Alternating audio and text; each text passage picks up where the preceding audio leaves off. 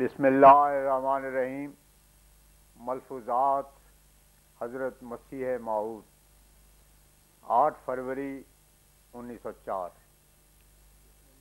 فرمایا الناس علی دین ملوکہم، جو کہا گیا ہے بالکل سچ ہے۔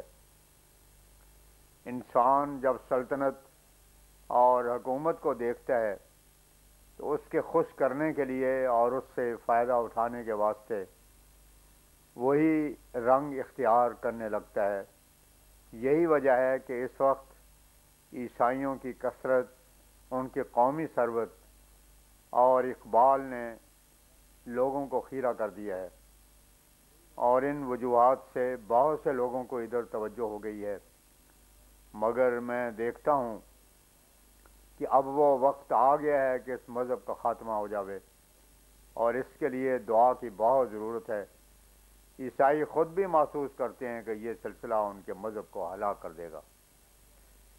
دل کو دل سے راہ ہوتی ہے۔ یہی وجہ ہے کہ پادری جس قدر ہماری جماعت کو برا سمجھتے ہیں، اس سے دشمنی کرتے ہیں، وہ دوسرے مسلمانوں کو اس قدر برا نہیں سمجھتے۔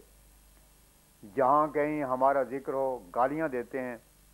اصل بات یہ ہے کہ ان کی فطرت خود تسلیم کرتی ہے کہ یہ سلسلہ ان کو ہلاک کر دینے والا ہے۔ جیسے بلی کا منہ جب چوہا دیکھتا ہے، حالانکہ اس نے پہلے کبھی اس پر حملہ نہ بھی کیا ہو، فوراً ہی سمجھ جاتا ہے کہ یہ میری دشمن ہے۔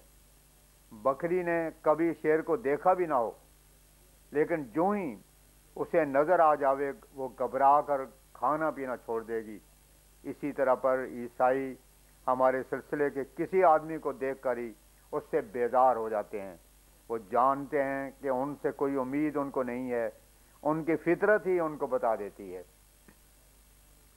فطرہ کے معنی پھاڑنے کے ہیں، اور فطرت سے یہ مراد ہے کہ انسان خاص طور پر پھاڑا گیا ہے۔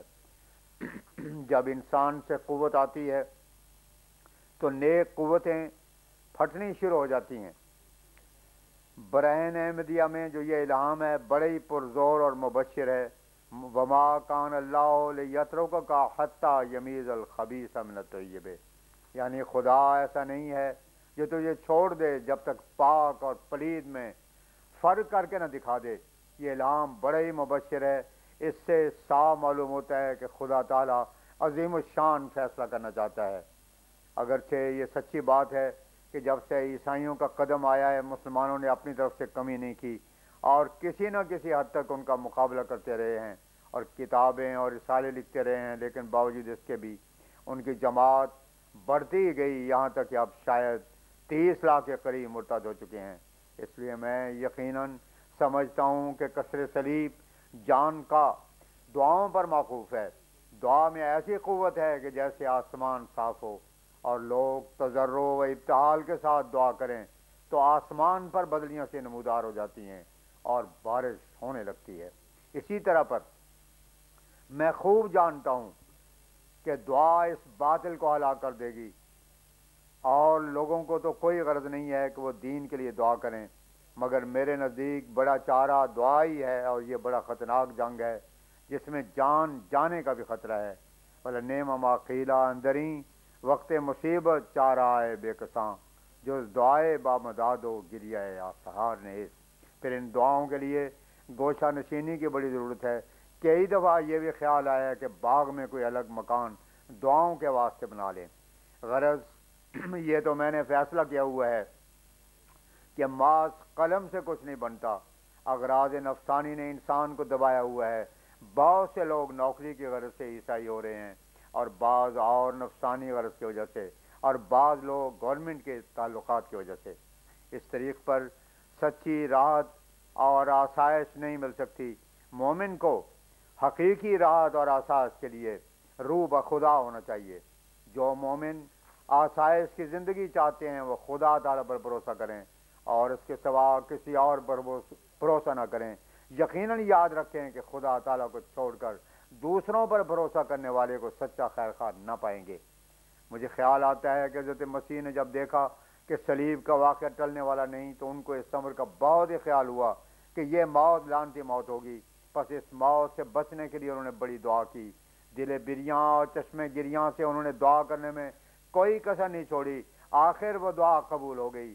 چنانچہ لکھا ہے فَسَوْمِعَ لِتَقْوَاهُ، ہم کہتے ہیں کہ جیسے پہلے مسیح کی دعا سنی گئی ہماری بھی سنی جاوے گی، مگر ہماری دعا اور مسیح کی دعا میں فرق ہے۔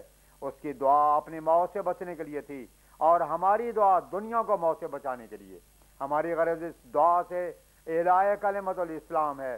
احادیث میں بھی آیا ہے کہ آخر مسیح کی دعا سے ہی فیصلہ ہوگا، اگرچہ فیصلہ دعاؤں سے ہی ہونے والا ہے، مگر اس کے یہ معنی نہیں کہ دلائل کو چھوڑ دیا جاوے، نہیں، دلائل کا سلسلہ بھی برابر رکھنا چاہیے اور قلم کو روکنا نہیں چاہیے۔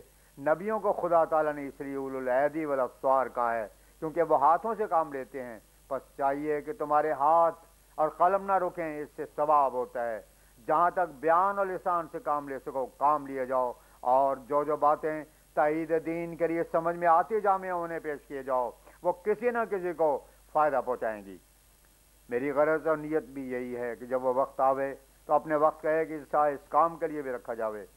اصل بات یہ ہے کہ جب تبتل تام اور انقطاع کلی سے دعا کرے تو ایسے خارق عادت اور سماوی امور کھلتے ہیں اور سوجتے ہیں کہ وہ دنیا پر حجت ہو جاتے ہیں۔ اس لیے اس دعا کے وقت جو کچھ خدا تعالیٰ ان کے استحصال کے وقت دل میں ڈالے وہ سب پیش کیا جاوے۔ پھر فرمایا کھانسی جب شدت سے ہوتی ہے تو بعض وقت دم رکنے لگتا ہے اور ایسا معلوم ہوتا ہے کہ جہاں کندن کی سی حالت ہے۔ چنانچہ شدت کھانسی میں مجھے اللہ تعالیٰ کی غنائے ذاتی کا خیال گزرا اور میں سمجھتا تھا کہ اب گویا موت کا وقت قریب ہے۔ اس وقت الہام ہوا اذا جاء نصر اللہ والفتح ورأیت الناس یدخلون فی دین اللہ افواجا۔ اس کے یہ معنی سمجھایا گیا کہ ایسا خیال اس وقت غلط ہے، بلکہ اس وقت جب اذا جاء نصر اللہ والفتح کا نظارہ دیکھ لو، اس وقت تو کوچ ضروری ہو جاتا ہے۔ سب کے لیے یہی اصول ہے کہ جب وہ کام جس کے لیے اس کو بھیجا جاتا ہے ختم ہو جاتا ہے تو وہ پھر رخصت ہو جاتا ہے۔ ہر کسے راہ بہر کار ساختن، تو سچ ہے، مگر سب آدمی اپنے اپنے کام اور غرض سے جس کے لیے وہ آئے ہیں واقف نہیں ہوتے۔ بعض کے اتنا ہی کام ہوتا ہے کہ چوپایوں کی طرح کھا پی لینا، وہ سمجھتے ہیں کہ اتنا گوشت کھانا ہے، اس قدر کپڑا پہننا ہے وغیرہ، اور کسی بات کی ان کو پرواہ اور فکر ہی نہیں ہوتی۔ ایسے آدمی جب پکڑے جاتے ہیں تو پھر یک دفعہ ہی ان کا خاتمہ ہو جاتا ہے۔ لیکن جو لوگ خدمت دین میں مصروف ہوں ان کے ساتھ نرمی کی جاتی ہے اس وقت تک کہ جب تک وہ اس کام اور خدمت کو پورا نہ کر لیں۔ انسان اگر چاہتا ہے کہ اپنی عمر بڑھائے اور لمبی عمر پائے تو اس کو چاہیے کہ جہاں تک ہو سکے خالص دین کے واسطے اپنی عمر کو وقف کرے۔ یہ یاد رکھے کہ اللہ تعالیٰ سے دھوکہ نہیں چلتا۔ جو اللہ تعالیٰ کو دغا دیتا ہے وہ یاد رکھے کہ اپنے نفس کو دھوکہ دیتا ہے، وہ اس کی پاداش میں ہلاک ہو جاوے گا۔ پس عمر بڑھانے کا اس سے بہتر کوئی نسخہ نہیں ہے کہ انسان خلوص اور وفاداری کے ساتھ اعلاء کلمت الاسلام میں مصروف ہو جاوے اور خدمت دین میں لگ جاوے۔ اور آج کل یہ نسخہ بہت ہی کارگر ہے کیونکہ دین کو آج ایسے مخلص خادموں کی ضرورت ہے۔ اگر یہ بات نہیں ہے تو پھر عمر کا کوئی ذمہ دار نہیں ہے، یوں ہی چلی جاتی ہے۔ ایک صحابی کا ذکر ہے کہ اس کے تیر لگا اور اس سے خون جاری ہو گیا۔ اس نے دعا کی کہ اے اللہ، عمر کی تو مجھے کوئی غرض نہیں ہے، البتہ میں یہود کا انتقام دیکھنا چاہتا تھا جنہوں نے اس قدر اذیتیں اور تکلیفیں دی ہیں۔ لکھا ہے کہ اسی وقت اس کا خون بند ہو گیا جب تک کہ وہ یہود ہلاک نہ ہوئے، اور جب وہ ہلاک ہو گئے تو خون جاری ہو گیا اور اس کا انتقال ہو گیا۔ حقیقت میں سب امراض اللہ تعالیٰ ہی کے ہاتھ میں ہیں، کوئی مرض اس کے حکم کے بغیر پیش دستی نہیں کر سکتا۔ اس لیے ضرور ہے کوئی مرض اس کے حکم کے بغیر پیش دستی نہیں کر سکتا، اس لیے ضرور ہے کہ خدا تعالیٰ پر ہی بھروسہ کرے، یہی اقبال کی راہ ہے۔ مگر افسوس ہے جن راہوں سے اقبال آتا ہے ان کو انسان بدظنی کی نظر سے دیکھتا ہے اور نحوست کے راہوں کو پسند کرتا ہے، جس کا نتیجہ یہ ہوتا ہے کہ وہ آخر گر جاتا ہے۔ فرمایا میرا مذہب یہ ہے کہ اگرچہ بہت لوگوں نے اس باطل کی تردید میں آزادانہ مضامین بھی لکھے ہیں، مگر ابھی تک یہ حالت ہے جیسے سفید بال کی کھال پر کوئی بال سیاہ ہو، کیونکہ قومی تعصب نے گھر کیا ہوا ہے۔ اگر کوئی نیک بخت انگریز ہو اور وہ اسلامی شعار کا قائل ہو تو اپنے آپ کو ظاہر نہیں کر سکتا، اور یہ فتنہ اس قدر بڑھ گیا ہوا ہے کہ اگر کل درخت کلمے بن جاویں تو بھی کفایت نہیں کر سکتی۔ دنیا کا وہ حصہ جو کہ وحشیانہ زندگی بسر کرتا ہے چھوڑ کر باقی میں نصف کے قریب عیسائی ہیں۔ اب اس وقت ہر ایک مومن کا کام یہ چاہیے کہ جب تک دم میں دم ہے اس باطل مذہب کا مقابلہ کرتا رہے، اور اصل بات یہ ہے کہ خدا تعالیٰ کا ہاتھ نہ ہو تو کچھ بھی نہیں ہو سکتا۔